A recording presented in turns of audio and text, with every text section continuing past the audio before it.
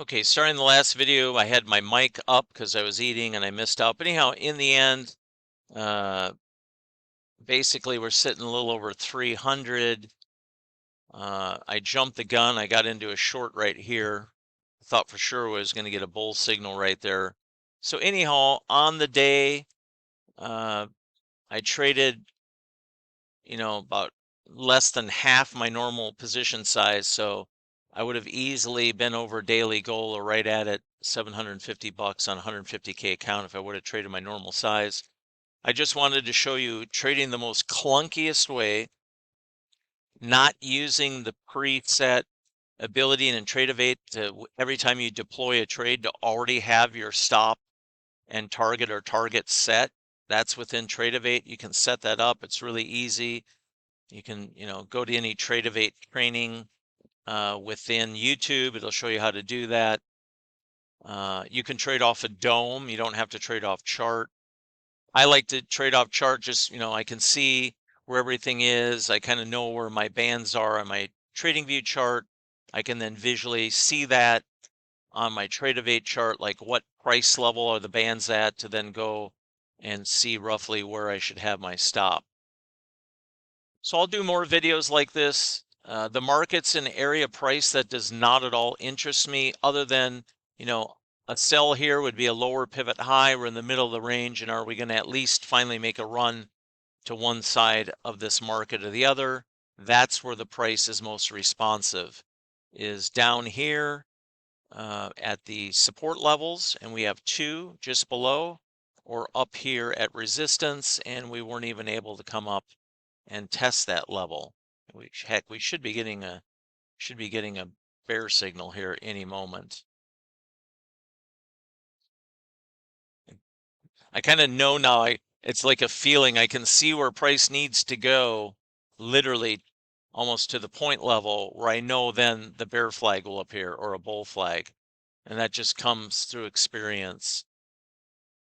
So I kind of know it like there. Okay, so we had to go like one candle lower to get the bear flag. And I need to put my stop in here. So let's put a buy stop and put a break even plus. And we have actually 6 positions on, so I'll buy 3. And I still have 3 runners. So even trading pretty small position size, I don't know. This to me is just not hard. I could sit here and do this all day, and it's just slow, boring, and methodical. So that's how you trade these markets. Okay, let's do an exit.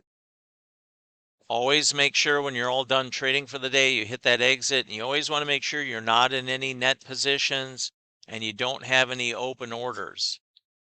So I will typically have a chart up that has a much higher time frame, like the 30-minute or 1 hours, so I can make sure there's no resting orders anywhere before I shut down. And then another good thing to do, I know these are like dumb little things to bring up. Do not ever leave this web browser up and open and your laptop unattended if you have pets in the house.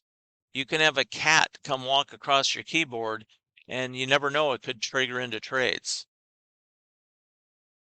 So you always want to make sure you're on a different page showing on your web browser other than your Tradivate page. So don't be on your Tradivate page unless you're actually there going to be watching it and trading. And then when you're done trading, do like double, triple checks. Make sure you have no open resting orders anywhere, and make sure you're not in any open positions, that your buys and sells match, your P&L makes sense to you, and then click out of this. Click out of your Tradivate browser and be done with it so you can't have any mistakes. So there you have it. But yeah, looking at a higher time frame chart on your Tradivate to make sure you don't see any resting orders, or you have a big picture view of the market, that's huge. Especially when on some trade platforms, you might have a combination of intraday scalping going on, but then also higher time frame swing trading. That most likely would not be in any futures prop account. That would be in more like a Forex prop account. So you always got to kind of know what's going on with your resting orders and any open orders. Those checks and balances are big. You don't want to have some dumb mistake screw up your positive trading.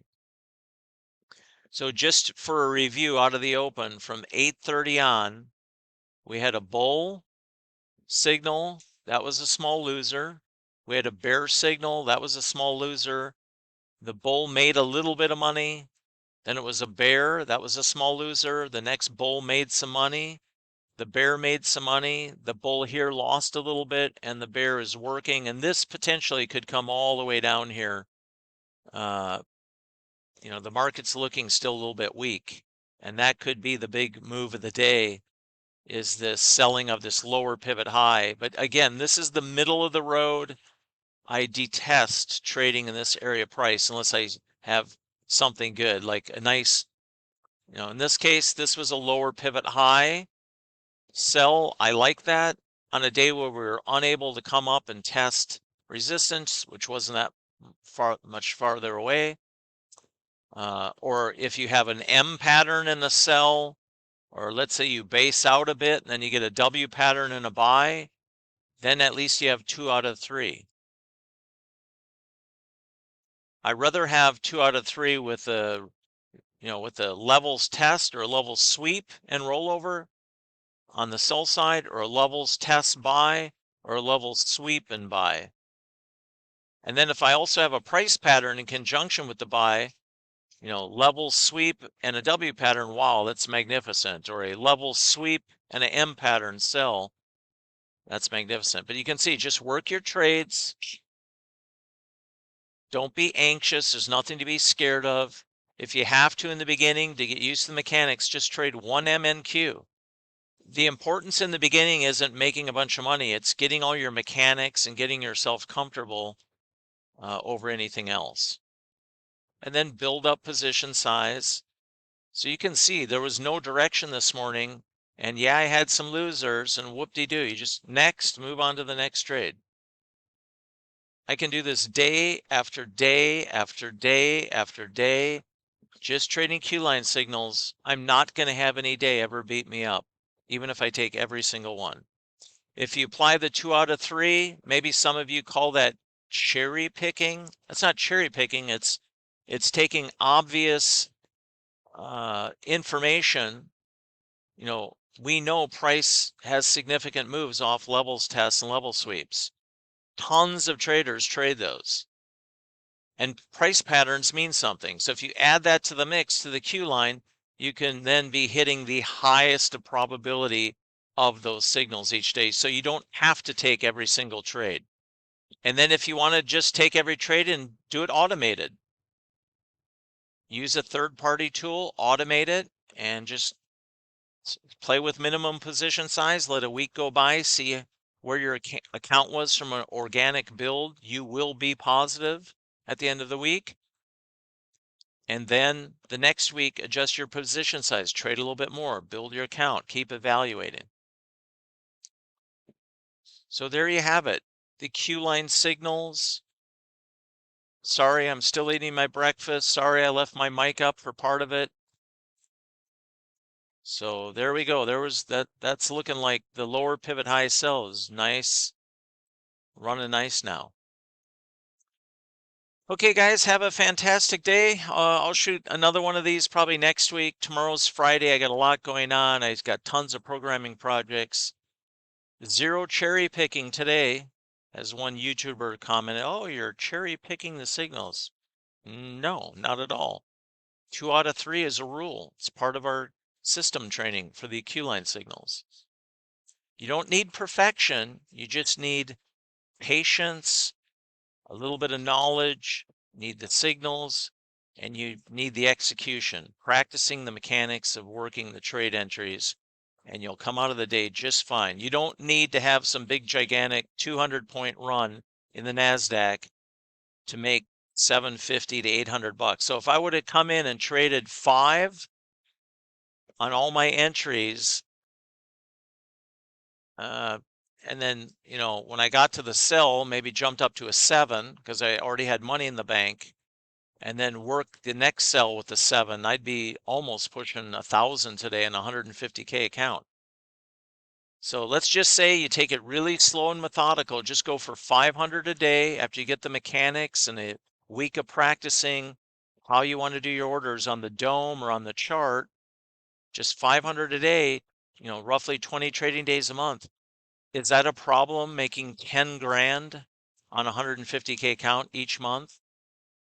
And after you're split with the broker, whether it's a 80-20 or a 90-10, you're left with, let's say, 8 grand of that. That's a pretty good month on the 150K account. Now think about it. You're with, let's say, Top Step or Take Profit Trader. You got 350K accounts. Just go for 500 a day. Now that's 1,500 a day. So 1,500 a day times 20 days. Now you're doing 30K. And after profit split, you're making more money than about what, the top 2% of America on a monthly basis, or 2.8%, 2.7%, and above make over about 25,000 a month. Then when you perfect this and you go to Apex, and then you're doing 10 accounts that are 300K. And then after you're comfortable and you've got a month track record of building that up, go to then 20 accounts with 300K. Just go for 1,000 a day on a 300K account. Then go maybe up to 1,200 a day. And then maybe at the most go for 1,500 a day as you're really getting stuff dialed in. It's a marathon. It's not a race. You don't have to yell and scream at your computer. It's just a numbers game. Protect your capital. Don't gunsling. No gambling needed. No cherry picking needed.